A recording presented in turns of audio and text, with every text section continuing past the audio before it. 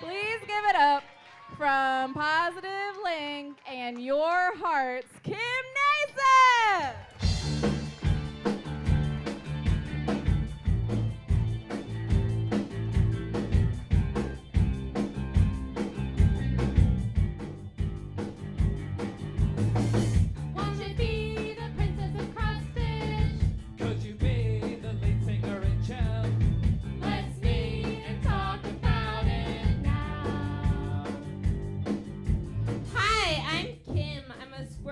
From Annapolis, Maryland.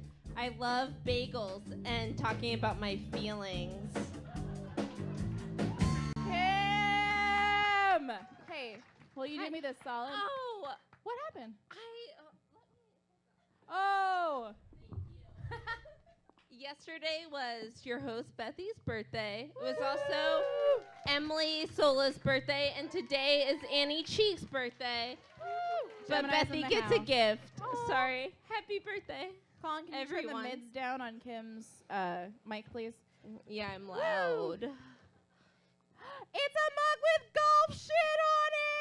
There's also a G for golf in there. If you feel like ever wearing a G for golf pin. I always feel like wearing it. No. Bethy loves to golf. I golf real good. I golf it up fun times.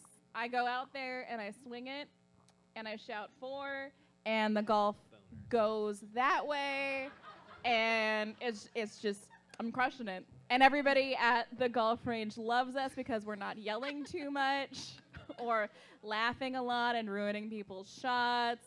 Definitely not yelling. No, we're taking it so seriously. Balls, balls, balls. We don't do that. We just kept, yesterday we went there for my birthday and we just kept yelling Maroon 4 because that's our golf gang. Point is, golf is really serious and we take it very seriously. Yes. Kim, talk to me about blood. Oh, I think about blood a lot. For my job, I test for HIV and for hepatitis C. And for HIV, thank you. HIV doesn't necessarily require blood. You can do skin cells to test for antibodies, but hepatitis C, you need blood. So I think about it a lot. And I really like the sight of blood. I like the color. When I see people's blood, that means I don't have to poke them again with a needle. It's also, I just feel like my partner, I feel his veins in his arm to see what it's like to draw for his blood. Kim loves to compliment people's veins and how She's really gonna be like, whoa, you got some prominent veins there. I wouldn't even need to tap for that shit. She said that to me before. She's caressed my friend's arm and stated, you have great veins, Chris. Real accessible. You don't even need a tourniquet for some of these people. Like, you can just probably go right in and get it. I was watching a movie. I forget the name. It has something about face. What is it, Michael? Face Off. It's Face Off. Thank you. I always think it's Two-Face, but that's not the name. There are two faces that are primarily involved. That's fair. John Travolta's veins in that are amazing.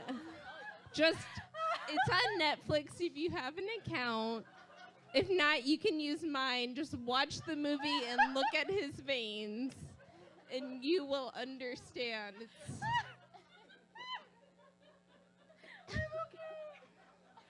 Oh, speaking of movies, Kim, you've acted in some of our plays here at Sitcom Theater, have you not? Perfect segue! I have had the pleasure to be in several of Sitcom Theater's plays. I was Santa's baby, and then I was Patricia Weathers. I was also Rachel from Friends. At the beginning, but Patricia Weathers, she is a very adamant news anchor. She really cares about her job. Does not care for her sister Gail, who's the field reporter. Gail, played by Izzy Jarvis, who did an amazing job. We hate each other, just in the play, to be clear, not in real life. And you were, like, speaking of bringing it all back to blood again, you, at the last play, you were in Lafayette testing, right? I was in Terre Haute, okay. which, same thing, right. am I right? I was in Terre Haute doing testing at the gay bar there, called Zimars. Not to brag. I think, actually, that's the first time that I had gone through training so that I could do HIV tests by myself instead of just watching my coworkers do it. And that was the first time that I did it by myself, and I was like, oh. It was the same night. Moment. It was the same night as our show, and you're like, we can't do a show without Kim. That's not happening. That is not happening. You could. No. Definitely no. So we recorded pieces for you that we played on a TV here before I found out that there was a screen. That would have changed everything. So we got a clip. It's the first Patricia Weathers segment from our play Love Afterlife. Never before seen because it messed up when we were performing it. So we're going to get into it now.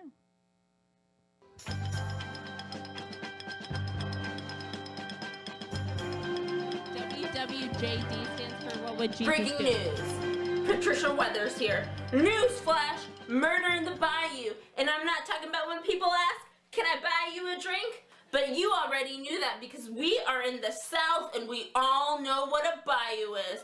All we know right now is that there's a body murdered. Probably. First on the scene is my stupid sister, Gail Weathers. Don't listen to her. She's not smart and balanced in her reporting like me. Gail? So this part is like, it was Kim's idea that she take a shot in every single, or like chug in every scene. And for most of it, it was real tequila while we were filming it. But after a couple takes, We had to switch to water. Yeah, we Or changed strategy. a dark colored drink No, it that was just wasn't water. alcohol. It was just water. It didn't look real. Also, Kim wrote all of her own lines. Specifically, like she was like, when we had our writing session to like start hammering out what the play was going to be, Kim sat on top of a cat scratching thing and just shouted lines for her part, no matter what we were doing at the time. She's like, "What if I said this? Like the Parks and Recreation killer, but nobody's dead in Parks and Recreation. What about that?" And we're like, "Yes, absolutely." And I wrote it down. That was it. Yeah, I'm really tired a lot and like to lean on things. So you should all be really impressed that I'm not leaning on anything right now. Also, you look great, Kim. Great Thank dress. you. Where did you get this lovely dress thing? I got this at the Goodwill in Sumter, South Carolina, and I thought it was a nightgown until I showed it to William, and they were like, no, you should wear that. You should wear that. Just belt it. But I don't like belts. I think And I'm cool with it. I think in the 70s, nightgown, dress, clown costume, it's all about the same. Yeah. Yeah. Just do what you want. It's all billowy and bright orange, and we're doing great, you and I. I realized, actually, after I changed into this, Yolanda from The Real Housewives of Beverly Hills wore bright orange to her reunion show. Which isn't relevant at all, but... Do So you you have- want to be Wanda, Kim, right? Who do you have to like throw under the bus right now? Who do you think is not like pulling their weight in the friend group? I feel like it would probably be actually a cat Okay. named Oompa. Oh, I was gonna get pictures of cats because Kim has this idea where she wants to be an insult comic, but only insulting cats, and I love it, and I want to foster it and make it blossom. It'd be so good. Thank you. I've tried to come up with a few ideas about insults to cats. Oompa is one of the cats that I live with, one of Michael's cats, who I really do love, but we have kind of a tumultuous relationship. She doesn't like when I put my face near her. I like to call her things that I would never call a human being, but feel fine calling her because she's a cat. And Can I say it, or do you not want it to be said? You can say it. Kim calls Oompa a bitch all the time. Yeah. When we were debating between what I should introduce myself with, I was thinking like, oh, I'd like to say the word bitch. But it's a very gendered word, and I like to joke about it, but I don't actually like to seriously say it. I think it's like freeing to get out there. Yeah. Yeah. Just like... If you've been called it enough, it's really nice to be able to shout it back at like a cat, maybe. Yeah. Yeah, absolutely. Especially one time she scratched my cheek really hard. That bitch. Yeah, she was being a bitch. But okay, speaking of cats, we have another clip. This is the blooper reel. Oh, God. Okay. This is some more tequila in. Update on our murder on the bayou story. It turns out it's not a bayou, just a park. And I don't mean park like park your car. I mean like Parks and Recreation Park.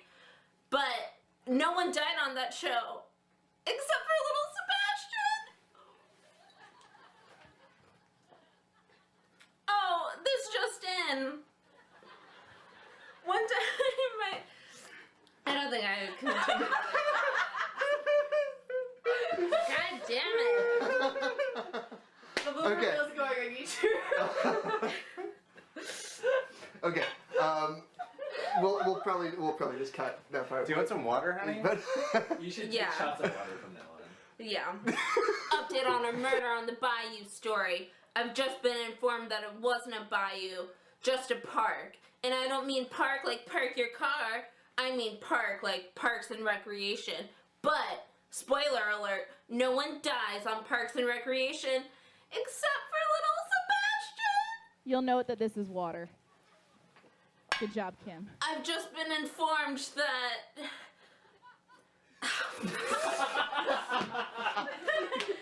That's so hard to do. Oh, this just in. That's it. Not I've just been informed. I'm glad this isn't tequila. This is William's cat, Susan. This is Susan. So we were, Kim wanted us to put this on during our big like ending dance number on the TV, but it was just fucking up too hard, so we couldn't.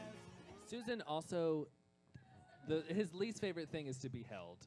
And Kim insisted on dancing. Wait, what? Janelle can attest. Janelle, your hair looks great. I think everybody looks really good. I'm just really pleased. Kim and Doug have met before in the presence of Andy Kindler, who who is the voice of Mort the Mortician on Bob's Burgers, if you need like a point of reference for this story. Who's telling the story? Are you? Am I? Is Doug? You can go ahead, or if Doug. I wasn't there. Doug, please come out and tell the story. Doug, do you feel comfortable doing this? You don't. Come out and do it. I can if you really object. What am I doing? You're telling the story of Andy Kindler and the napalm. Oh. Kim and I hung out with Andy Kindler for lunch one day. And then Kim left and came back and said there was no gas left in her car. And then Andy Kindler was like, well, we have to go get gas for her car. And so we drove to the Circle K on Indiana. Circle K on Indiana. And we walked in and they said that they didn't have any gas containers. So the next thing I know is Andy Kindler and Kim are walking outside with a styrofoam big gulp. It's actually Polar Pop. Oh, Polar That's Pop. 7-Eleven. And then I walk outside, and the only thing I said was, do you guys think that gasoline reacts with styrofoam? I did not hear you say that. And the next thing I know, the bottom of the cup falls out onto Kim's feet. And a guy in a pickup truck drives up and says, "You guys know you're making napalm, right?" And he helps us put gas into my car without napalm. And I wash my hands because they've got gasoline on it. Oh, yeah. And then the lady running the gas station was sitting outside smoking while we were doing this. And then she says, "Oh, I should have known that. I was a chemistry major." Even Jury. Woo! I think the takeaway from that story is that Andy Kindler is the nicest person like imaginable. He is. I Ooh, Aaron, don't go on the patio. was very embarrassed, and I was also very stressed out because I had been up since like 5:50 that morning, which it's early for me, maybe not you guys, but I was very tired, and I was trying to get home to help reorganize the house, and then my car ran out of gas, and all this happened, and I kind of cried a little because I was so embarrassed. And Andy gave me a hug, and he was like, "Your parents are proud of you."